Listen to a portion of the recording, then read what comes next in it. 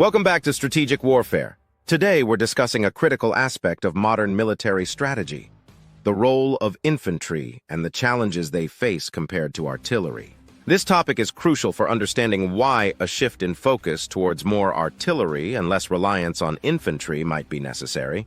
Infantry units, while essential for various roles, inflict very little damage overall. Statistics show that less than 20% of battlefield casualties are caused by small arms fire, which includes the heavy machine guns mounted on tanks. In contrast, the vast majority of damage and casualties are inflicted by artillery and mortar fire. This highlights a fundamental problem with infantry.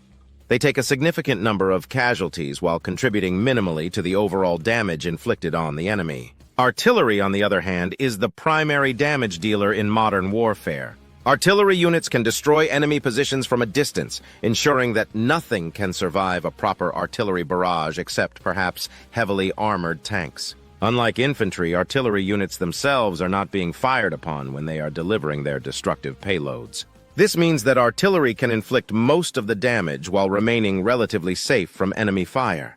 To illustrate the effectiveness of artillery, let's look at the Korean War. During this conflict, American forces relied heavily on artillery and mortars to inflict overwhelming casualties on communist forces. Artillery shells were mass-produced on assembly lines and shipped to the front in vast quantities. This level of industrial efficiency allowed the Americans to maintain a relentless barrage, causing significant enemy losses at a relatively low cost. Think of it this way: in warfare, you have targets and you have units that do the firing. You want to be the one doing the firing, not the one being shot at. This is the true power of artillery. Artillery allows you to strike from the distance, decimating enemy forces and fortifications without exposing your units to direct fire. The result is a significant reduction in casualties among your own forces. This contrast between infantry and artillery highlights the need for more artillery and less reliance on infantry. Infantry are often on the receiving end of enemy fire, taking heavy casualties without contributing proportionally to the overall damage inflicted. In contrast, artillery can devastate enemy positions from a safe distance, making them far more effective in terms of damage output and force preservation. Artillery shells are mass-produced on assembly lines and transported in large quantities to the front lines. This industrial approach to warfare ensures a continuous supply of ammunition, enabling sustained bombardments that can wear down enemy forces over time.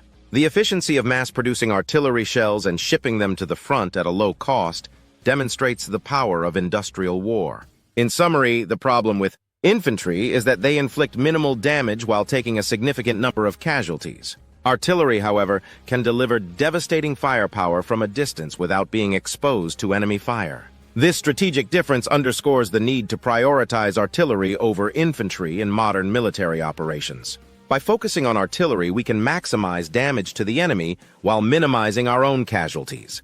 If you found this discussion insightful, subscribe and hit the bell icon for more from Strategic Warfare. Let's continue exploring the evolving strategies that shape modern battlefields. Stay tuned for our next video.